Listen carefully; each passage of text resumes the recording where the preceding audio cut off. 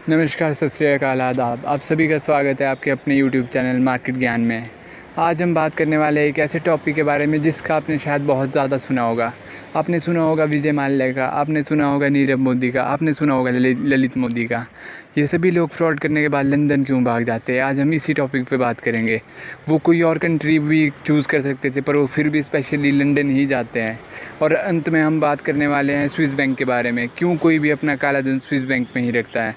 तो चलिए शुरू करते हैं हम आज की वीडियो। अगर कोई आदमी किसी दूसरी कंट्री में फ़्रॉड करके यूके आना चाहता है तो यूके उसका वेलकम करती है, पर यूके की कुछ क्राइटेरियाज़ है, कुछ पॉलिसीज़ हैं।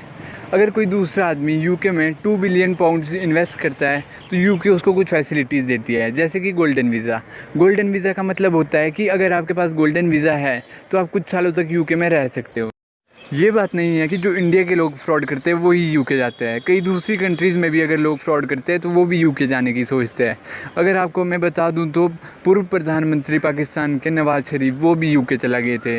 ऐसे सिर्फ एक यूके ही कंट्री नहीं है जो इन चीज़ों को प्रमोट करती है, कई और भी कंट्री है जो इन चीज़ों को प्रमोट करके अपनी जीडीपी को इंक्रीज़ करती है।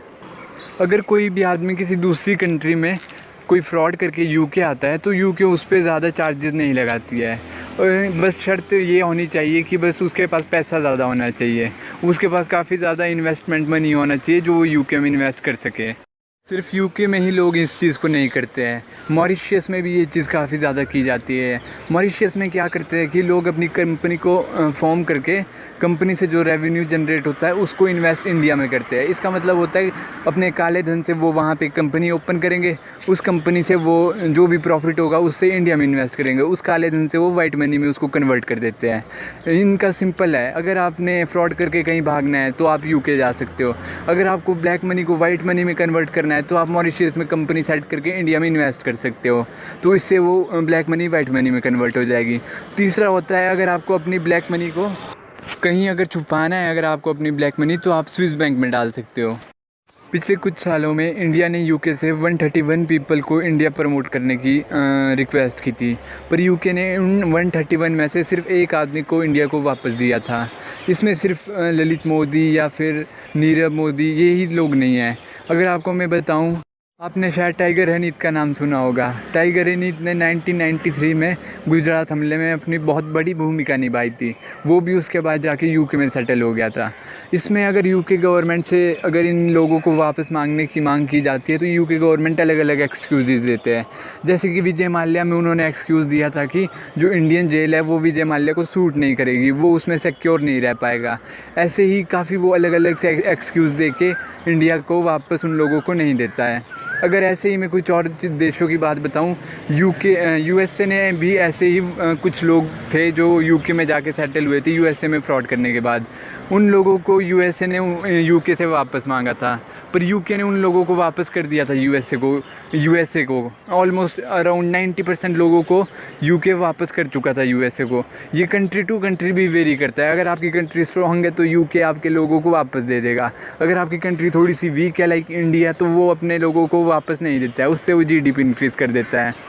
तो ऐसी ही कुछ चीज़ें रशिया के साथ भी हो रही थी। रशिया भी काफ़ी समय से कुछ अपने जो फ्रॉडिस्ट थे जो यूके में बैठे थे उनको वापस मांगने की कोशिश कर रहा था, पर यूके उन्हें नहीं दे रहा था। पर रशिया ने बाद में क्या करना शुरू कर दिया कि जो भी रशिया से फ्रॉड करके यूके जाता था वो उनको वहीं पे मार देते थे। ऐसी ही आपने एक चीज़ रिसेंटली देखी होगी, जो येस बैंक के फाउंडर है राणा कपूर। राणा कपूर के ऊपर जब वो केसेस चल रहे थे तब उन्होंने भी एक बार ट्राई करा था कि यूके जाने का, क्योंकि जो उनकी बेटी है रोशनी कपूर, एक्चुअली उन्होंने ट्राई करा था यूके जाने का। पर जब वो एयरपोर्ट पहुँचे तो एयरपोर्ट की अथॉरिटी ने उन्हें गवर्नमेंट के हवाले कर दिया, इस वजह से वो यूके नहीं जा पाए। आपको शायद ये भी पता होगा कि विजय माल्या ने इंग्लैंड में एक 11.3 मिलियन पाउंड्स का एक बंगलो भी लिया था। ये सब पैसे हमारी इंडियन गवर्नमेंट के ही हैं, आप सभी के हैं जो टैक्स पेयर्स हैं। यही सब पैसे ये लोग फ्रॉड करके यूके ले जाते हैं।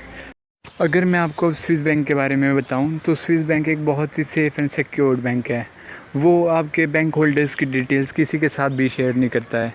इनफैक्ट वो इतना ज़्यादा सिक्योर्ड है कि स्विस गवर्नमेंट को तक ये नहीं पता होता कि इस बैंक में किसने अपना अकाउंट ओपन करवाया है। इसका कॉन्सेप्ट बिल्कुल क्लियर है। स्विस बैंक बस तभी आपकी डिटेल्स सबके सामने शेयर करेगा जब स्विस कोर्ट उसको ऑर्डर देगा कि आपकी डिटेल्स वो सबके सामने शेयर कर सके। और स्विस कोर्ट सिर्फ तब ऑर्डर देता है जब किसी पे अगर क्रिमिनल चार्जेस या फिर कोई और ऑफेंस अगर चलेगा तो ही स्विस कोर्ट उसको ऑर्डर देता है कि आप इसकी डिटेल्स शेयर कर सकते हो। अदरवाइज़ स्विस बैंक से काला धन लाना नेक्स्ट टू इम्पॉसिबल चीज़ है। अगर आप प्रैक्टिकली सोचो भी तो भी शायद आप देखोगे कि स्विस बैंक से एक काला धन वापस लाना तो एकदम नेक्स्ट टू इम्पॉसिबल चीज़ हो जाती है, एकदम प्रैक्टिकल है ही नहीं। क्योंकि स्विस कोड क्यों किसी की डिटेल्स को शेयर करने को बोलेगा? अगर स्विस कोड नहीं बोलेगा तो स्विस बैंक की डिटेल्स कभी भी आपके सामने नहीं आ सकती। वैसे तो मेनली 400 से भी ज़्यादा स्विस बैंक है, पर जो मेनली अकाउंट खोले जाते हैं, जो मैक्सिमम अकाउंट खोले जाते हैं वो यूबीएस में खोले जाते हैं।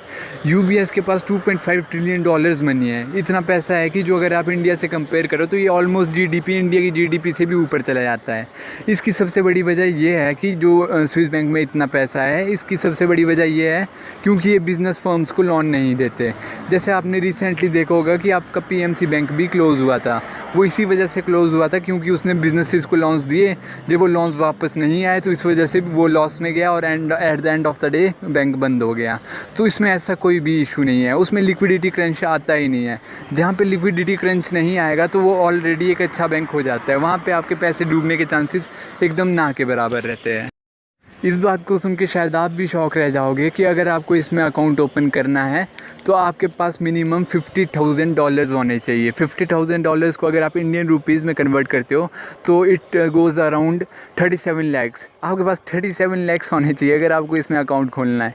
देख रहे हो आपको कितना ज़्यादा पैसा लगता है अगर आपको इसमें अकाउंट खोलना है। दूसरी जो इसकी इंटरेस्टिंग चीज़ है, आपने इंडिया के बैंक्स में देखा होगा, अगर आप उसमें कितना भी मनी डिपॉजिट करो आपको एक इंटरेस्ट वापस मिलता है। कई बैंक्स में वो 3% होता है, कहीं 4, कहीं 5, ये बैंक टू बैंक वेरी करता है। बट स्विस बैंक का एक अलग ही कॉन्सेप्ट है, ये इंटरेस्ट देते नहीं है, इंटरेस्ट उल्टा लेते हैं।